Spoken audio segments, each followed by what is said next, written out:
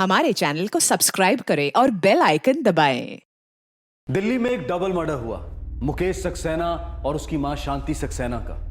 यह एक रिवेंज का केस जान पड़ रहा था, लेकिन क्राइम ब्रांच को लीड मिली हरीश जायसवाल के रूप में, जिसने इस केस को एक अलग दिशा दी। आज रात इस केस के दूसरे और आखिरी भाग में हम जानेंगे कि क्या था इस मां बेटे के कत्ल का असली कारण।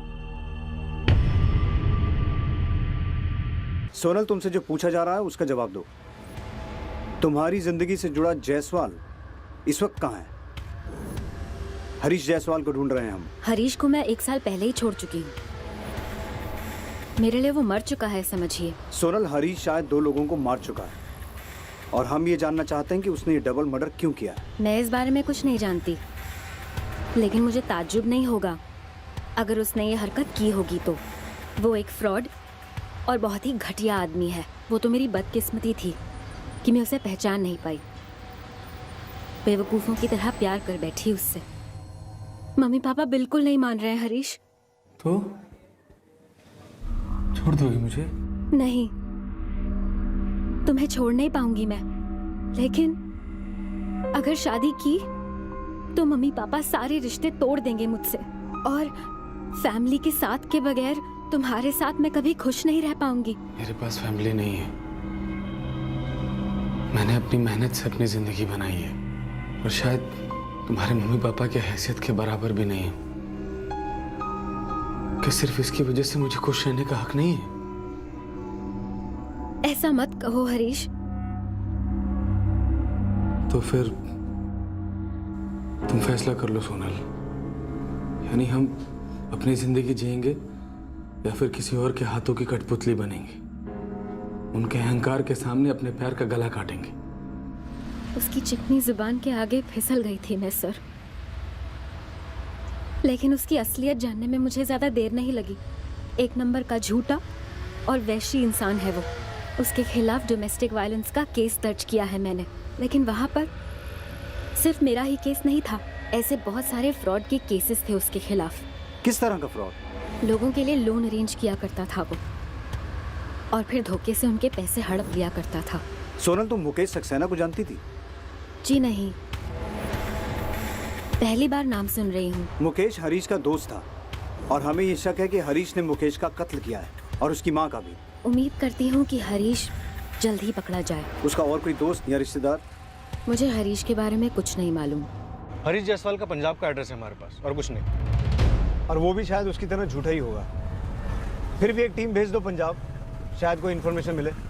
सर, ये दोनों दोस्त हरीश और मुकेश, इनके अतीत में एक चीज तो कॉमन है। Yes sir, cheating. हरीश ने चीटिंग करके सोनल से शादी की और मुकेश ने चीटिंग करके स्मिता से शादी की। बंसल, अंग्रेजी में कहावत है, birds of the same feather flock together. दोनों एक ही थाली के चट्टे बट्टे। हरीश जायसवाल? सॉरी सर, मैंने तो इसके बारे में कभी नहीं सुना। पूजा जी, इस आदमी पर हमारा शक तगड़ा है। मुकेश के कॉल रिकॉर्ड्स बताते हैं कि उसकी हरीश जायसवाल से लगातार बात होती थी। कत्ल वाली रात भी उसकी हरीश से बात हुई थी, और कत्ल के बाद से हरीश का फोन स्विच ऑफ है। उसने अपना किराए वाला मकान भी खाली कर दिया है। सच कहूँ तो सर, हम कभी अपने भैया को जान ही नहीं पाए। पापा के गुजर जाने के बाद हमारी देखभाल, दुकान और घर संभालने में ही भैया लगे रहे। उनके कौन दोस्त थे, घर के बाहर उनकी क्या ज़िंदगी थी, ना उन्होंने कभी हमें बताया और ना कभी हमने पूछा। वो तो जब हमें उनकी उस बीमारी के बारे में पता चला, तब हमें मालूम पड़ा कि वो बुरी संगत में थे। नहीं सर, मैंने इस आदमी को शांति जी के घर आते जाते नहीं देखा। कभी भी नहीं देखा? नहीं सर, मेरा शांति जी के घर आना जाना सिर्फ तब तक था जब तक अस्मिता जिंदा थी। उसकी मौत के बाद ये दोनों माँ बेटे एकदम कटे कटे से रहने लगे थे।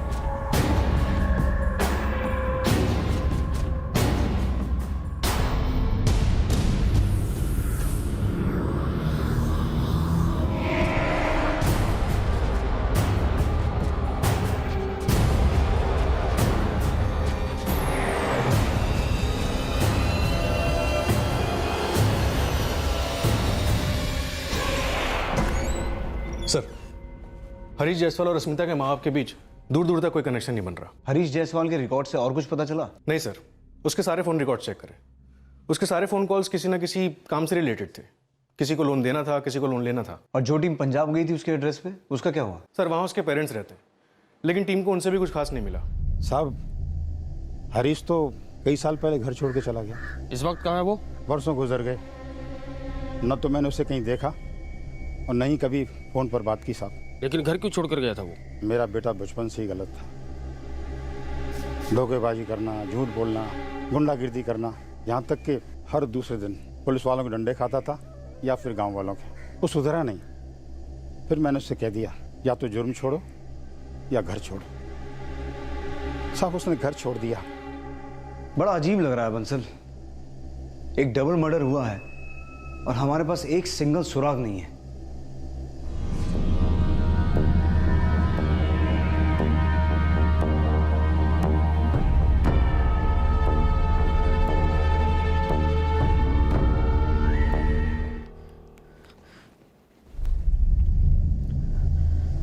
हरीश, 4 दिन हो गए अजय घर नहीं लौटे हैं और उनका फोन भी बंद आ रहा है।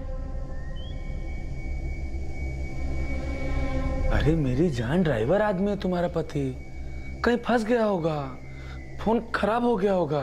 लेकिन पहले ऐसे कभी नहीं हुआ। हर चीज कभी ना कभी फर्स्ट टाइम होती है ना, इस बार फर्स्ट टाइम है। मैं पुलिस के पास जाऊं क्या? पागल जैसी बात न करो शीतल, थोड़ा टाइम दो बंदे को, लौटेगा या कॉल करेगा। और देखो, जल्दबाजी में पुलिस के चक्कर में पड़ने की जरूरत नहीं है, पुलिस से दूरी अच्छी है।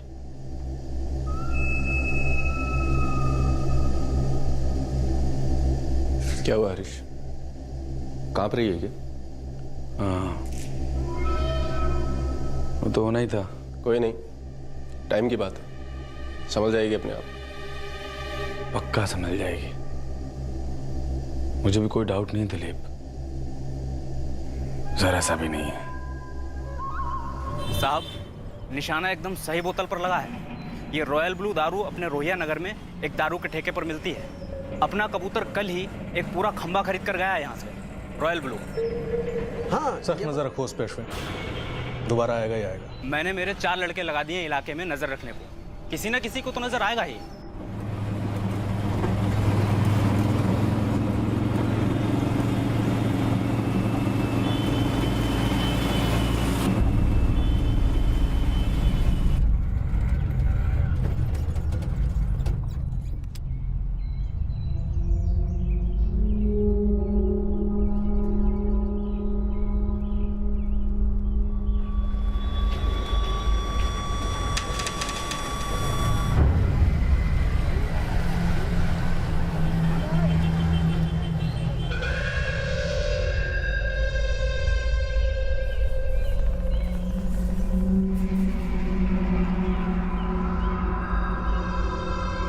कहाँ है कबूतर? मेरी नाक के नीचे ही है, पीछा कर रहा हूँ। नजर से उड़ना नहीं चाहिए श्याम। सर, कबूतर स्पॉट हो गया। अब कस्टडी में थोड़ी गुटरगुम करते हैं।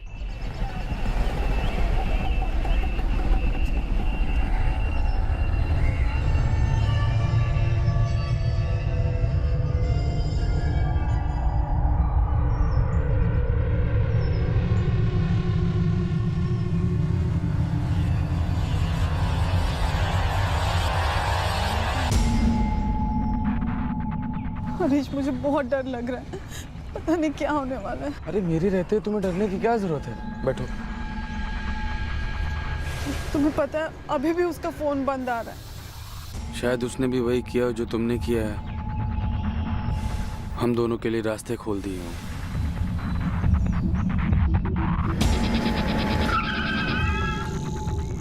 अंदर बैठा है, किसी भाभी के साथ गुटरगू चल रही है।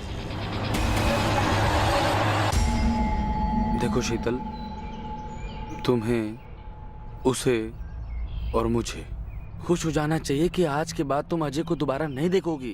तुमने ऐसे क्यों कहा कि मैं अजय को दोबारा नहीं देखूंगी? अरे क्योंकि इतने दिनों से उसने तुम्हें फोन नहीं किया है, क्या पता वो भी किसी के साथ भाग गया हो। वक्त आ गया है शीतल कि तुम भी अपनी जिंदगी का गियर बदल डालो, यू टर्न ले लो, कोई नया रास्ता पकड़ो। देखो शीतल, जब कोई चीज पहुंच के बाहर चली जाए तो वक्त रहते उसे छोड़ देने में ही समझदारी है।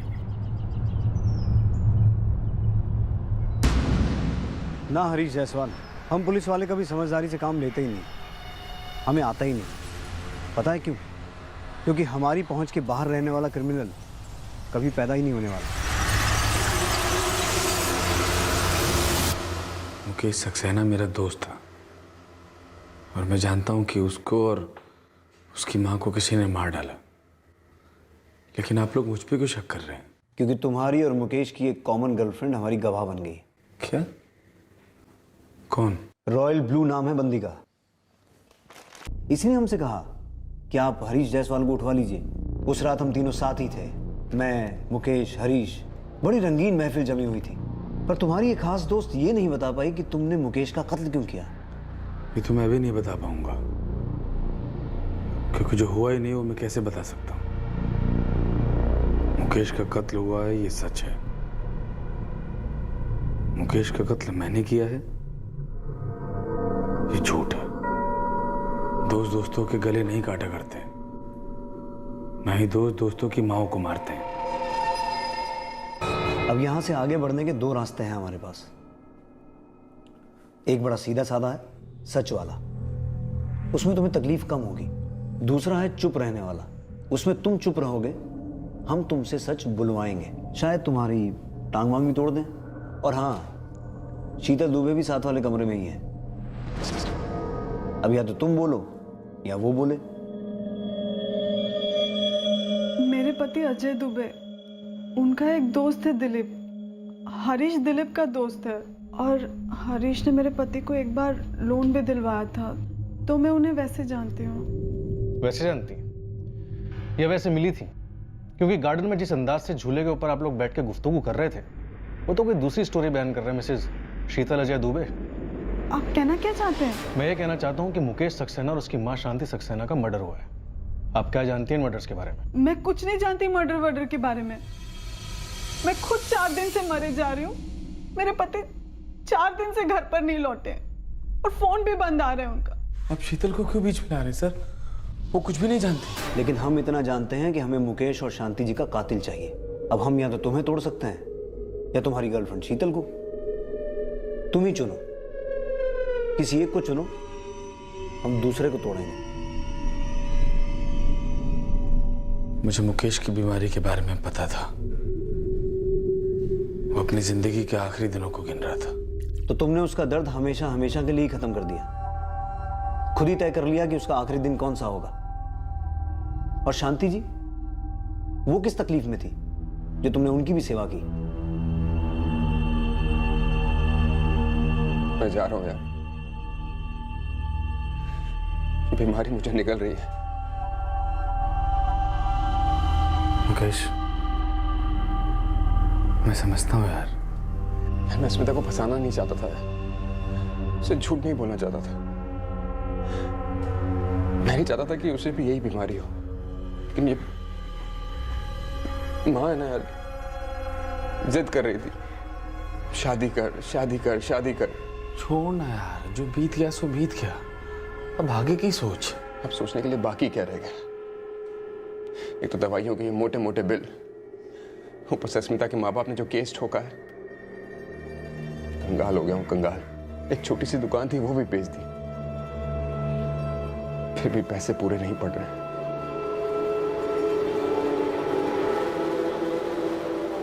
भाई, कुछ इंतजाम हो सकता है क्या? कोई लोन वोन नहीं दिला दे यार।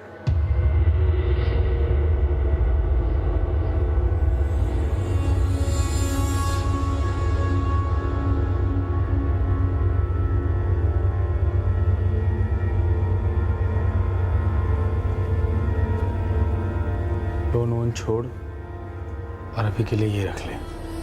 कुल मिलाकर के 75,000 के आसपास है। तेरा दिल बहुत बड़ा है यार, तेरा एहसान जिंदगी भर नहीं भूलूंगा। पागल है क्या? दोस्ती में कैसा एहसान?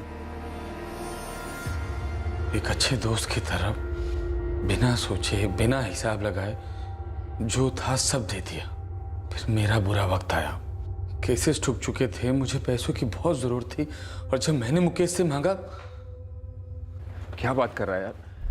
मेरे पास अगला इंजेक्शन लेने के लिए पैसे नहीं है, मैं तेरे 75,000 रुपए कहाँ से लौटाऊं यार? नहीं मांगता यार तुझसे, लेकिन पाई पाई इकट्ठा कर रहा हूँ। कुछ भी कर भाई, अगर पैसे नहीं लौटाए तो अंदर हो जाऊंगा। काश मैं कुछ कर सकता यार, लेकिन फिर भी मैं पूरा ट्राई करूंगा। तेरे सारे पैसे नहीं, लेकिन कुछ ना कुछ तुझे जरूर दे दूंगा। लेकिन नहीं थी, एक दमड़ी नहीं थी। वो देना ही नहीं चाहता था सर। उसको सिर्फ और सिर्फ अपना इलाज, अपना कोर्ट केस, इसके परे कुछ दिखाई नहीं देता था। सर मैंने उसे बहुत प्यार से समझाया, बहुत गालियां दी और धमकियां भी दी, लेकिन उस पर कोई फर्क नहीं पड़ा। ऐसी भी क्या इमरजेंसी थी तुम्हारी? शीतल, मुझे शीतल के साथ भाग करके शादी करनी थी, सेटल होना था। बहुत सी उधारियां थी मुझ पर जो चुकानी थी। फिर मैं सब कुछ फुल एंड फाइनल करने के इरादे से मुकेश के घर गया। एक गिलास बार।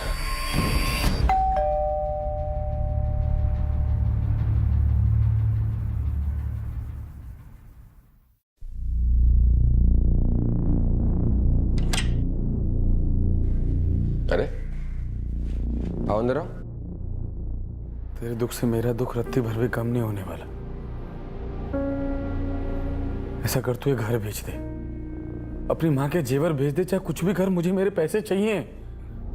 मेरे 75,000 गए पानी में। एक चीटर कुछ भी सहन कर सकता है, खुद के साथ चीटिंग नहीं साहब। नशे ने गुस्से को और आग दे दी।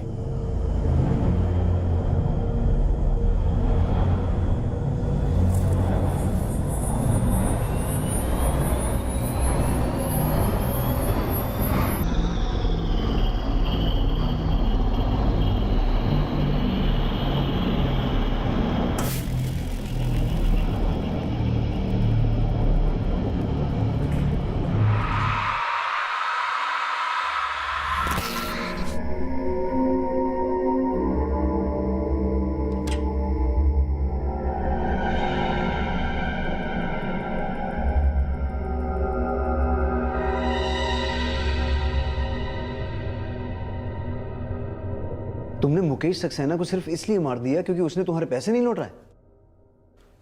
हाँ सर। तुम्हें किसी ने सुपारी नहीं दी थी मुकेश सक्सेना को मारने के लिए?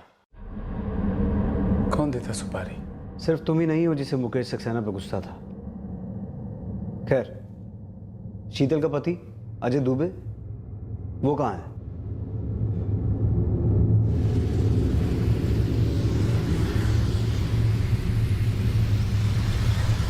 क्या भाई हरीश, कहाँ है गाड़ी? यार 1-1.5 घंटा तो कम से कम पहुंचते पहुंचते लग ही जाएगा। यार 8:30 तो बजे गए। एक काम करते हैं, किसी ढाबे वाबे पे रुकते हैं, रोटी वोटी तोड़ते हैं, और क्या। चल।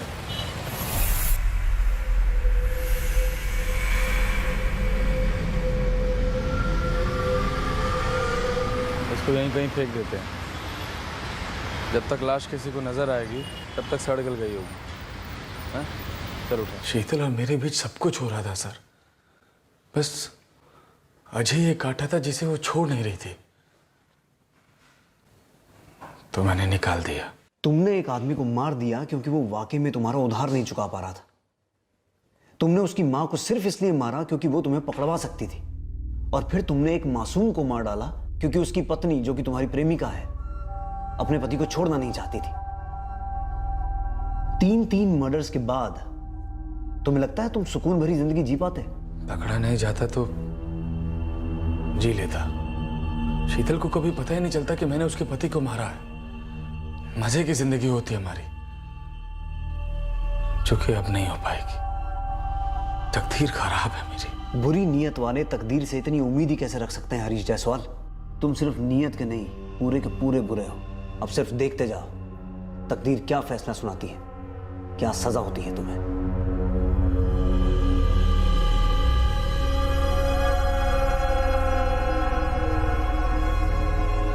शीतल,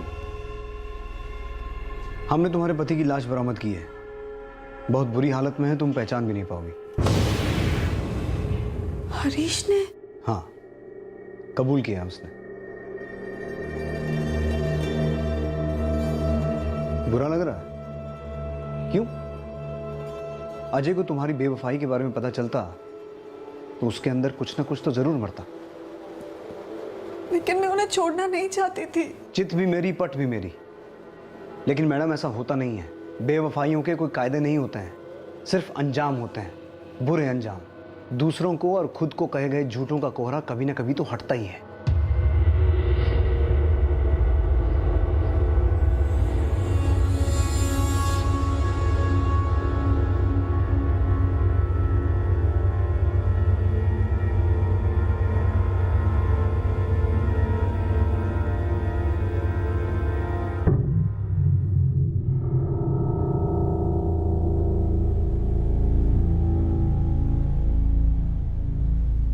कविता, खूनी का पता लग गया। मुकेश का कोई दोस्त हरीश जायसवाल, पैसे का लेन देन था।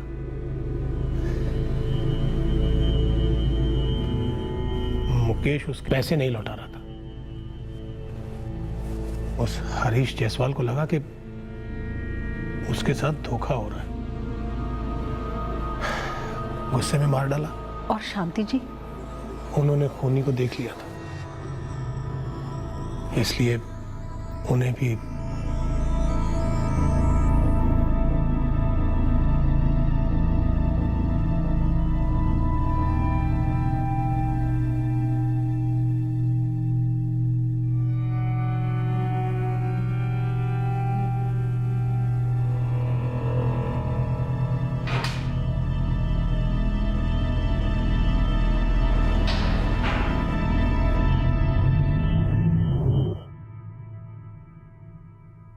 हर इंसान की जिंदगी में ऐसे मोड़ आते हैं जब जिंदगी की पटरी कोहरे से भरी एक अंधी गली की तरफ जाती है। कोई इस कोहरे में खुशी खुशी नहीं जाता, हर एक इस कोहरे में से बाहर निकलना चाहता है। लेकिन इस अंधी गली से निकलने के लिए कोहरे को हटाना पड़ता है, बढ़ाना नहीं। धुंध में चलाए गए हाथ पैर या फिर गोलियां अक्सर गलत निशाने पर ही लगती हैं, बेकसूर लोगों को चोट पहुंचाती हैं और उनकी जानें भी लेती हैं। वक्त पर इलाज के साथ मुकेश बेहतर जिंदगी बिता पाता।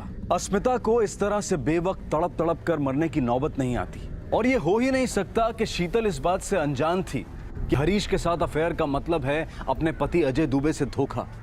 शायद वो अफेयर छुपा पाती, लेकिन हरीश का लालच इस समझौते को कभी कबूल ही नहीं कर पाता। ये शीतल का स्वार्थ था और मूर्खता भी कि उसने सोचा कि वो एक साथ दो नाव में सवार हो सकती है। हरीश जायसवाल को मुकेश सक्सेना और उसकी मां शांति सक्सेना के मर्डर के लिए आईपीसी की धारा 302 और सबूत मिटाने के लिए धारा 201 के तहत बुक किया गया है। साथ ही हरीश जायसवाल और दिलीप पर अजय दुबे के मर्डर के लिए आईपीसी की धारा 302, सबूत मिटाने के लिए धारा 201 और कॉमन इंटेंशन के लिए धारा 34 लगाई गई है। दिलीप ने क्राइम ब्रांच के सामने कबूल किया कि अजय के कत्ल से पहले वो इस बात को जानता था कि हरीश मुकेश और उसकी मां का कत्ल भी कर चुका है।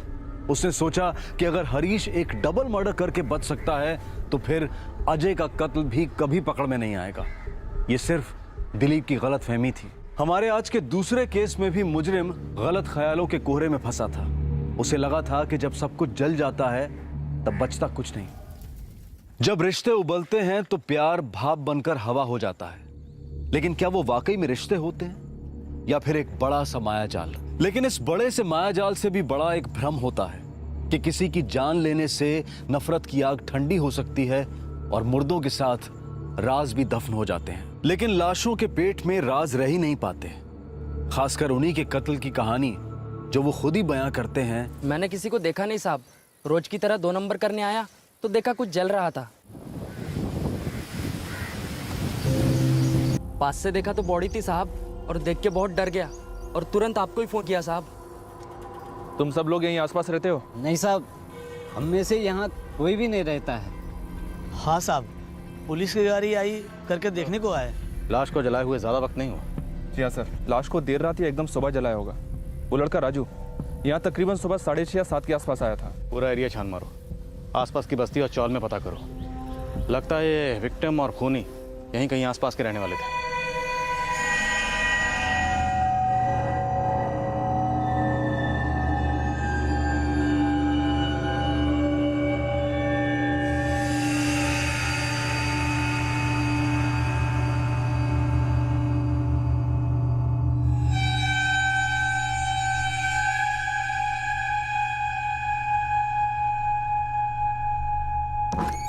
सर, पता चला है 2 आदमी मोटरसाइकिल पर एक भारी सी बोरी को लेकर जा रहे थे। किसने देखा उन्हें? उस इलाके का एक दूध वाला है, बंसी चौबे।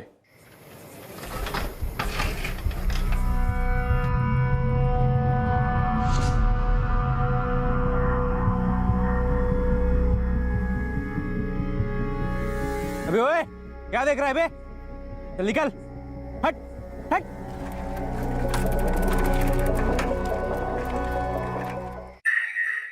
मोटरसाइकिल का नंबर देखा था? नहीं साहब, चेहरे तो दिख ही नहीं रहे थे साहब, तो गाड़ी का नंबर कहाँ से दिखेगा? और डर इतना लग रहा था कि कुछ सूझ ही नहीं रहा था। अगर तुम दिमाग पे जोर डालोगे बंसी, तो हमारा स्केच आर्टिस्ट उनकी तस्वीरें बना देगा। जोर डालने पे याद तो तब आएगा साहब जब चेहरे देखे हो।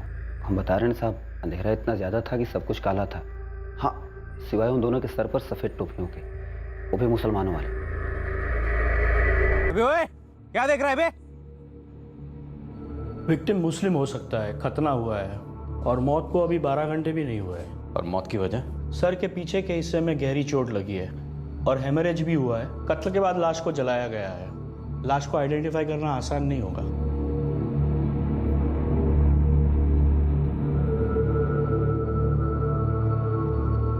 जाहिर है कि कत्ल के बाद लाश को जलाने की कोशिश उसकी आइडेंटिफिकेशन नामुमकिन करने के इरादे से की गई थी। पर ऐसा लगने लगा था कि यह जली हुई लाश जिस इंसान की थी, उसकी मिसिंग कंप्लेंट शायद अभी तक दर्ज ही नहीं हुई थी। लेकिन रात के अंधेरे में उस लाश को ले जाने के लिए जो मोटरसाइकिल इस्तेमाल हुई थी, उस पर रोशनी पड़ी। पर दिल्ली अभी बहुत दूर थी। अरे चाचा, एक पान लगाइए।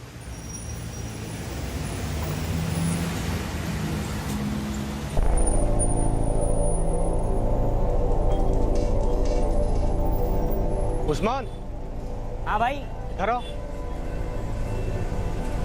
हाँ भाई। ये बाइक किसकी? 2 दिनों से यहाँ पे पड़ी हुई।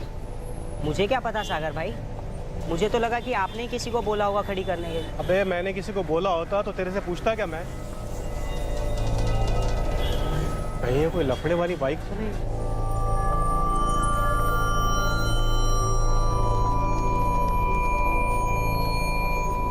यहाँ एक बाइक मिली है साहब। बाइक का नंबर है MHXR 4763। ये बाइक मुलुंड के काबरा गैरेज के बाहर 2 दिन से खड़ी है साहब।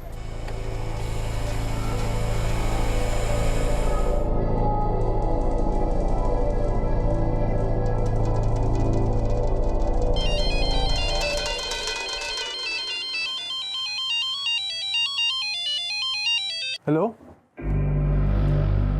जी, हाँ वो मेरी बाइक का नंबर है। तो बाइक रास्ते पर छोड़कर क्यों भाग गया था? रास्ते पर? क्या बात कर रहे हो साहब? कहाँ मिली आपको मेरी बाइक? अरे साहब, ये तो मेरी बाइक है, पर मेरे को ये बात समझ में नहीं आ रहा कि ये किसी के गैराज के सामने क्यों खड़ी थी। 2 दिन से उधर ही खड़ी थी ये। मैंने तो अपना बाइक भाईजान को दी थी। चलो कोई नहीं, बात करता हूँ उनसे। सब बाइक ले जाऊँ? नहीं, पहले कागजी कार्रवाई करनी पड़ेगी। चलो आओ।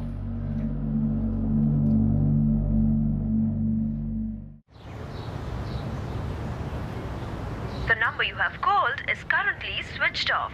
Please try again later. Abu, Imran भाई का फोन बंद आ रहा है। अरे इमरान भाई किसी पार्टी को घर वर दिखाने गए होंगे, और वैसे भी कभी कभी अपना फोन बंद रखते हैं ना वो। लेकिन फजल, इमरान ने 2 दिन पहले साजिद से उसकी मोटर बाइक ली और वो वहाँ गैराज तक कैसे पहुंची? पुलिस वाले कह रहे थे कि गाड़ी 2 दिन से मुस्तकिल वहीं पर खड़ी हुई। इमरान भाई मेरे को बोले 1 हफ्ते के लिए बाइक चाहिए था उनको, फिर 2 दिन बाद ऐसे सड़क पर क्यों छोड़ी? साजिद 1 हफ्ते के लिए तेरी बाइक लगेगी। ठीक है ना इमरान भाई, वैसे भी इस हफ्ते ज़्यादा काम नहीं है मेरे को, आप बिंदास ले जाओ ना। चलता हूँ।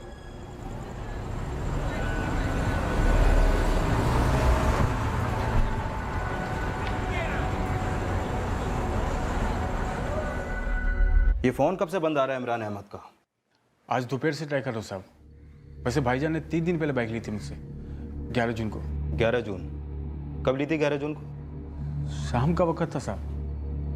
भाईजान बोले कि 1 हफ्ते के लिए बाइक चाहिए मुझे। मैंने बोला ठीक है, वैसे भी मुझे काम नहीं था, मैंने दे दिया।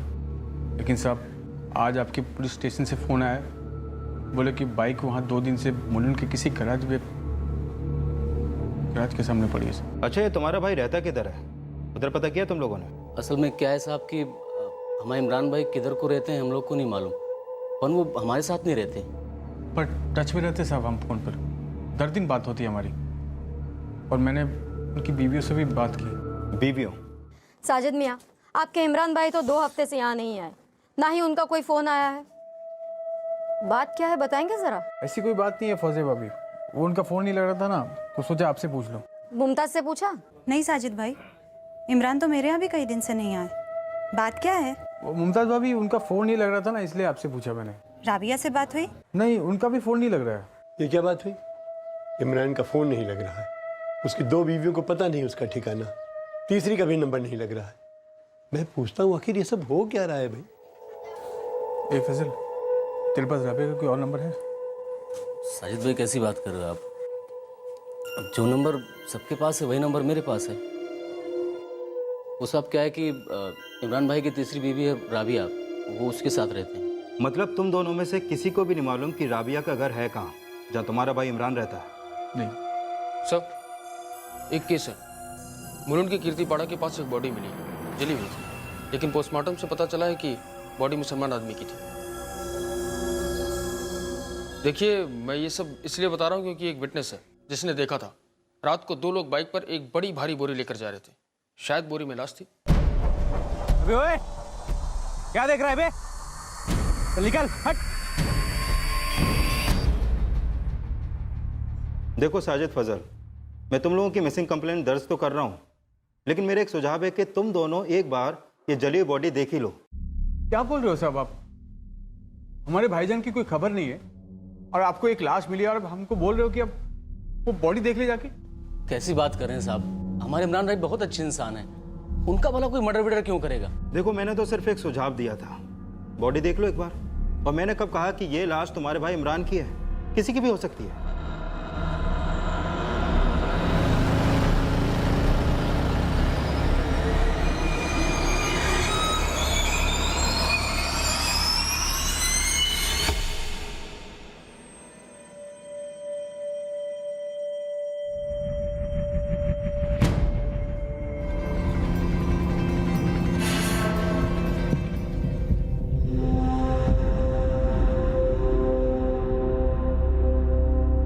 साहब, हम लोग क्या, कोई भी इस लाश को पहचान नहीं सकेगा। राबिया, इमरान की तीसरी बीवी, अभी तक फ़ोन स्विच ऑफ है उसका। हाँ साहब, लेकिन साहब अगर हम पहचान नहीं पाए तो वो क्या पहचानेंगे साहब? आप लोग अपने अब्बू को शिनाख्त के लिए बुला सकते हैं। क्या मिल गया इमरान? सब खैरियत तो है ना साजिद? वो ये पुलिस वाले चाहते हैं कि आप भी एक बार देख लो। देख लो? क्या देखना है साजिद? मैं फैजल को भेज रहा हूँ आपको लेने, ठीक है? बस आप उसके साथ आ जाओ।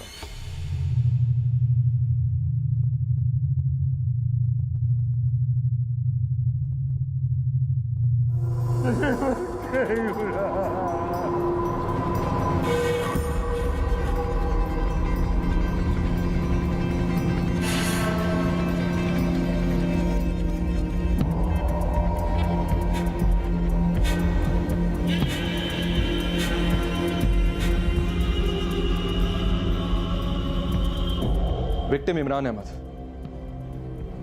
राबिया अहमद, इमरान की तीसरी पत्नी। राबिया का फोन अभी भी स्विच ऑफ है सर।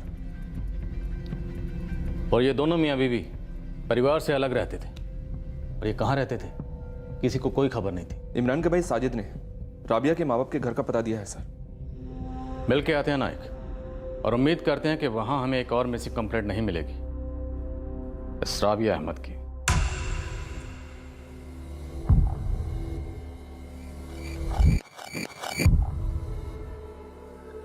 आइडेंटिटी मिटाने के इरादे से बुरी तरह से जलाई गई लावारिस लाश की आखिरकार शिनाख्त हो चुकी थी।